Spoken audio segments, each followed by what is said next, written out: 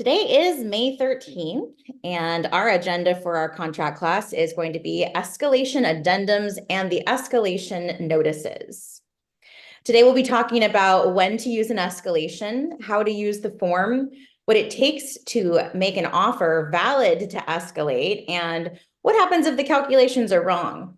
We will also talk about some of the pitfalls of misusing the form and go into some real life scenarios so we can navigate how to actually use it.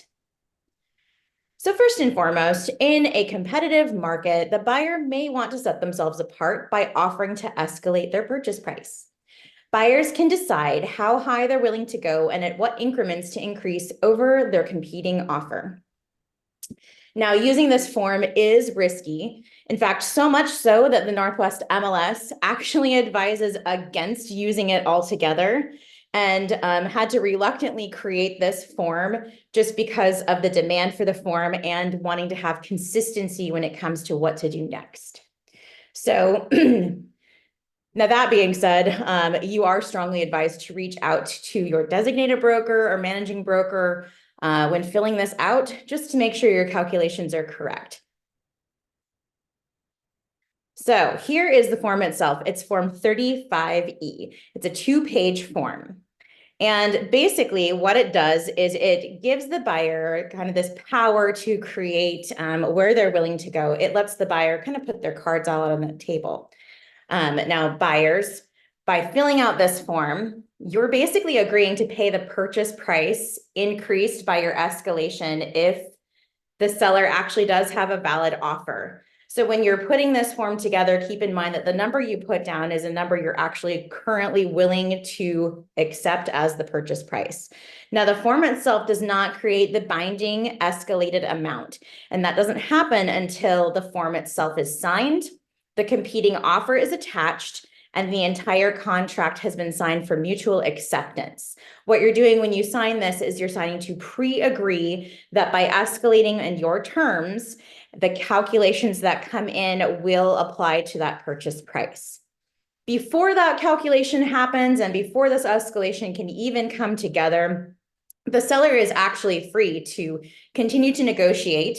The seller is free to share all the contract terms of any of the competing offers. They're allowed to make counter offers.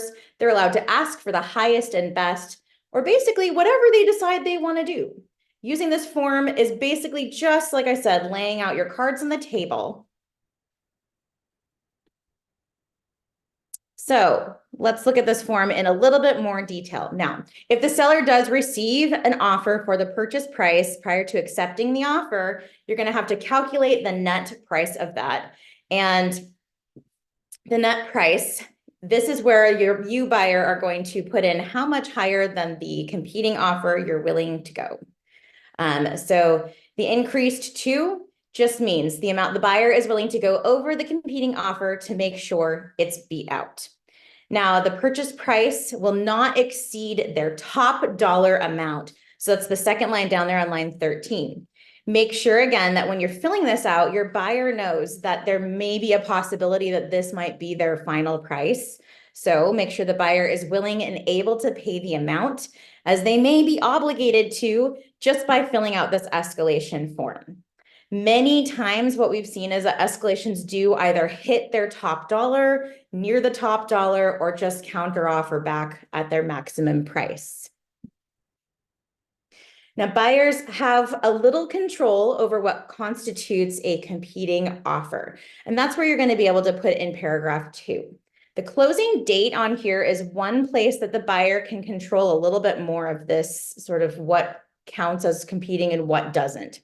Now, the longer the timeline you put in this space right here, the more loosely that offer can be considered a legitimate competing offer used to escalate the purchase price. Right now, it does default to 60 days. And basically what that means is an offer that comes in, as long as it is what they call a bona fide offer, written with Northwest MLS forms, enforceable, meaning it needs to have a closing date and a date of execution, paid in all cash at closing, so we're not doing seller finance, That closing date, if it's any time less than 60 days, can be used to escalate this offer. Now, if you want to tighten up those timelines as a buyer, you can consider any other timeline besides that 60 days. But in order to have that offer escalate your buyer's offer up, it does need to fall within all of those guidelines. And the closing date being one that the buyer has a little bit more control over should be something that you should consider when filling out your escalation addendum. Now, an escalating offer does have rules it needs to follow. One rule that it may not do is it may not be a 22B. So you cannot have a buyer come in with a contingent offer with their house unlisted and no offer in hand and use that to escalate someone else up. They can, however, use a 22Q because that one is already under contract with a closing date. Again, it's something that is enforceable within 60 days, cash at closing. So that's one of the main rules for escalations, along with the fact that they have to be bona fide offers.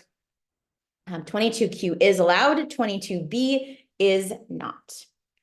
The offer also must be valid and active. So what does that mean? It cannot have expired. It cannot be counter-offered from the seller. It has to be an active, open offer in order to be used to escalate. So the seller must either counter-offer, or the seller, if they want to counter-offer, they can counter-offer, or they're going to have to use the offer to escalate. If they have an offer that's going back and forth, make sure if it doesn't meet every single one of those guidelines that you consider maybe not using the escalation addendum, because it does need to have all of those things in place to be used. Now, the sellers must provide a copy of the competing offer at mutual acceptance, and this has to be an entire copy. Nothing can be redacted and nothing can be left out. Buyers, if the seller does not give you a competing offer, you will have 3 days to demand that from him. This is boilerplate kind of timelines. You may want to consider changing these because 3 days can be a really long time. But I'm going to try to break down sort of the chain of events that happens if offers are not turned in at mutual acceptance. Now, it is the rule that it has to be at mutual acceptance. So keep that in mind too. Now, if the demand is not sent, the buyer, I'm sorry, hang on one second. So the sellers are going to provide the offer at mutual acceptance. Now, if you're in a buyer's position right now and that seller does not give you the competing offer, you will have 3 days to demand it. Now, once that 3 days happens, if you demand it and the seller refuses to give it to you, if that demand is sent and the seller, if the demand is sent and the seller refuses to give it to you, then the buyer will not be paying their escalated price. If the demand is sent and the seller does comply, then you can go ahead and check those calculations as you're allowed to with the rest of this form. The third scenario is if the demand is not sent. If you basically sit on this and you don't question the calculation and you don't ask for the proof of this offer, then buyer, you're going to end up paying that escalated price and you will not have the right to check the math. So I'll go over those exact scenarios again in the upcoming slides, because that chain of events is the most important thing when thinking about this escalation addendum. Those are the things with the most consequences. So this right here, the notice has been given to the seller. Okay, now if the notice is given and the offer is something that should not have qualified as an escalating offer, buyer, you now need to decide what you're going to do with this discrepancy and if it's worth fighting for. If the offer is not truly escalating, then the buyer must give notice within 3 days. These are boilerplate days again. If no notice is given, then that means the buyer is in acceptance of everything as the way it's been calculated. So the takeaway from this is an inaction is the acceptance.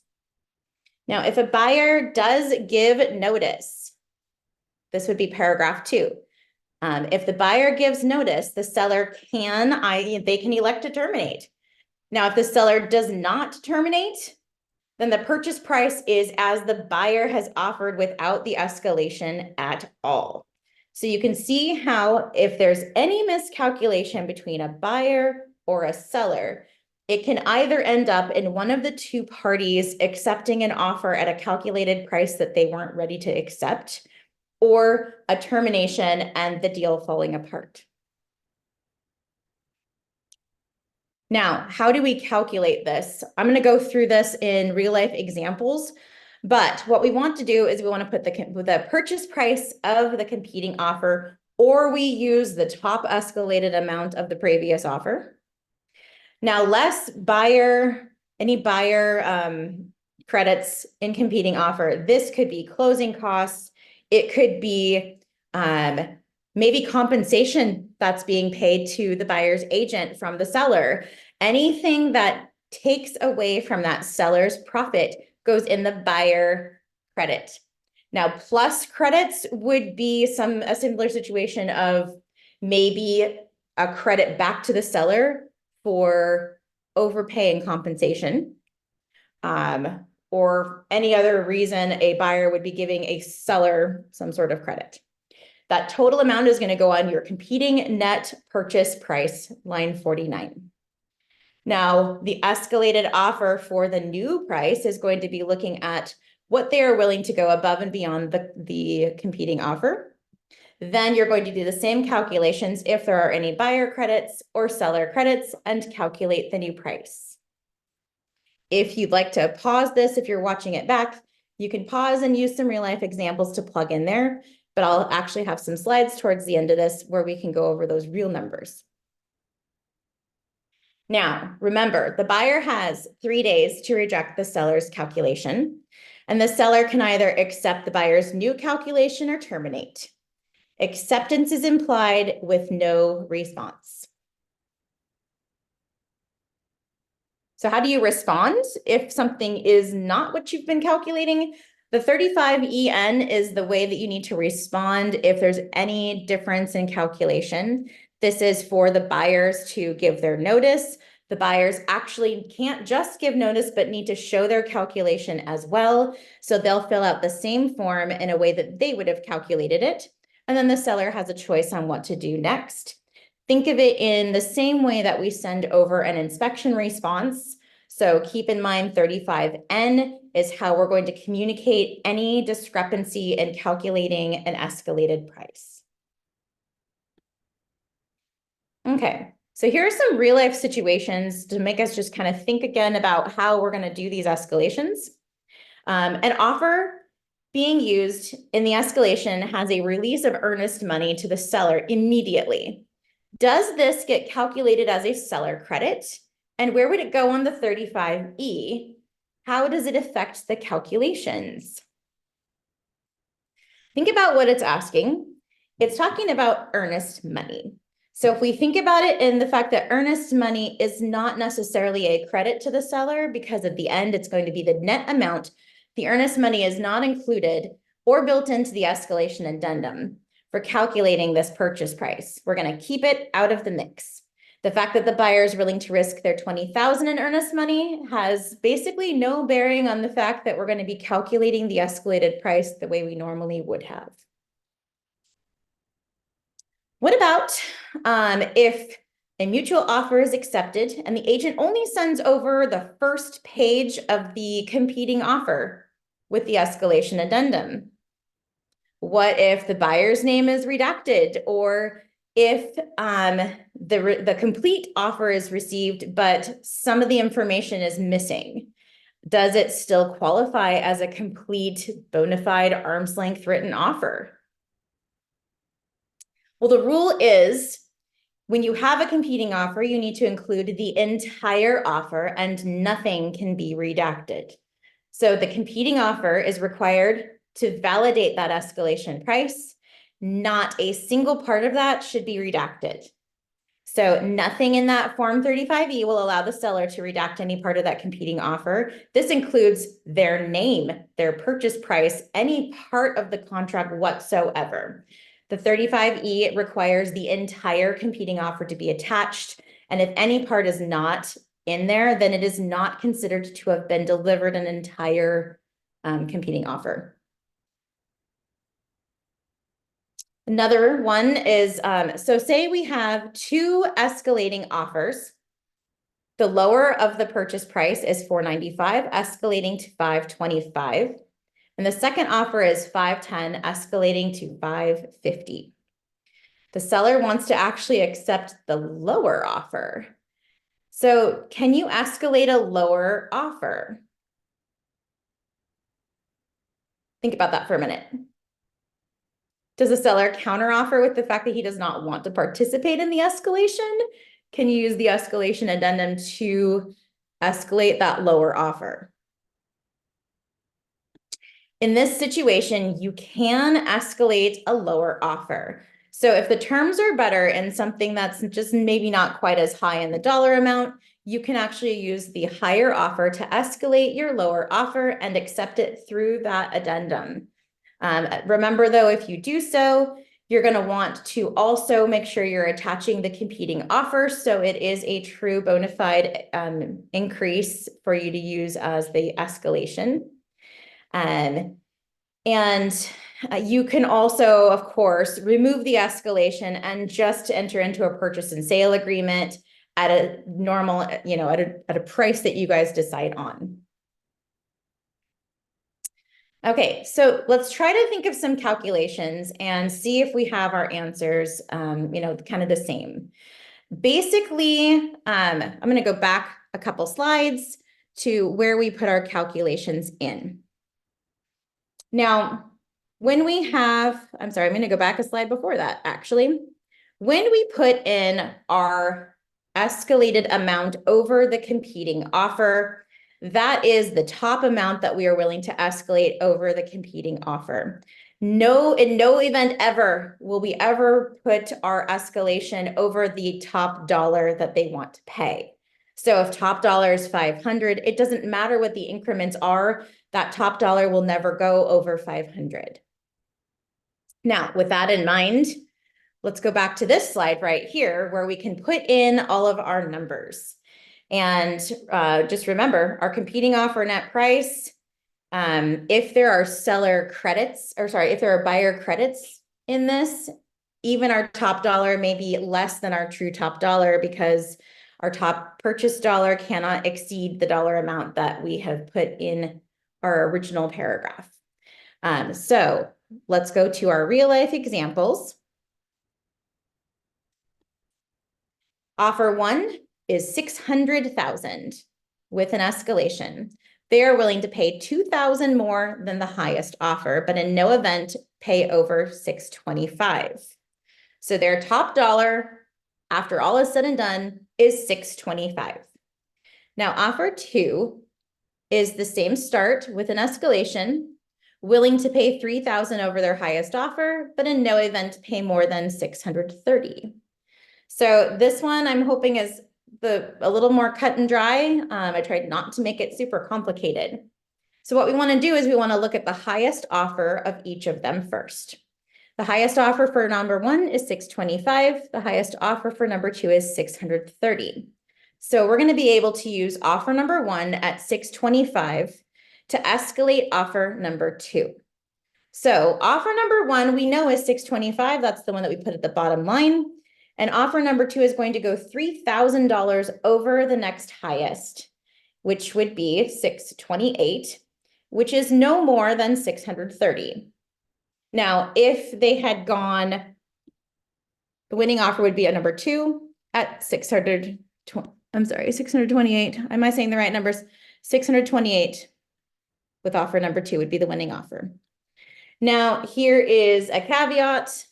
If offer number two was escalating by $10,000 and offer number one was $625,000, we wouldn't be able to necessarily go to $635,000, but the way this works is that is the maximum amount over the next highest offer that they're willing to go and able to go, with a cap of their 630. So they would actually end their escalation with money left over, having been set to 630,000, and just not using the rest of their available escalation amount, because they would cap out at 630. Okay, here's another example. Think about these offers and think about which one would win and at what purchase price. Offer number one is 700,000. Their top dollar is 755, and they're willing to overbid previous offers by 5,000. Offer number two is 710, escalating to 730 with increments of 8,400. And offer number three is at 765, asking for a $15,000 buyer credit.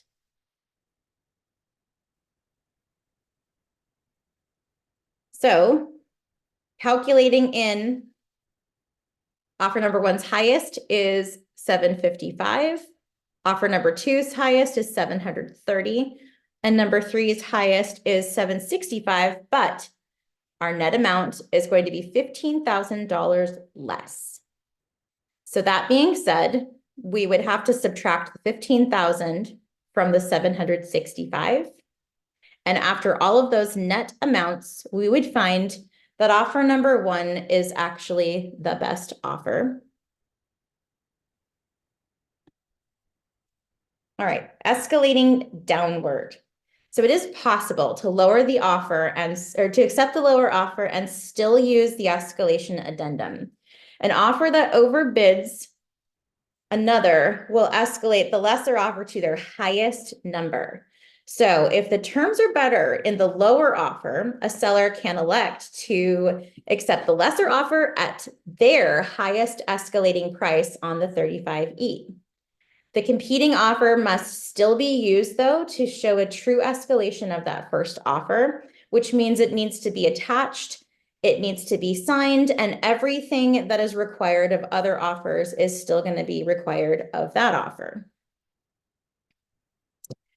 We're talking about having all these offers in place and maybe moving into a market where we are seeing multiple offers. I just wanted to kind of pull back and remind everybody that we are truly required to present all written offers to our clients. And when doing so, we need to make sure that we're doing it in a clear and concise way. It's easy to understand, and that the way we're presenting this is not going to be in any violation of fair housing.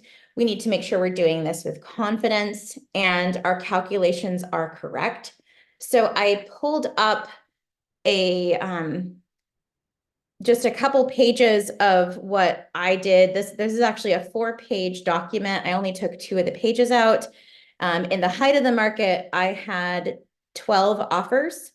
And this is just an example of how I presented 12 offers with escalations in a way that the seller could see all those offers, calculate all those escalations in advance, and not be in violation of fair housing by labeling my offers A, B, C, D, etc.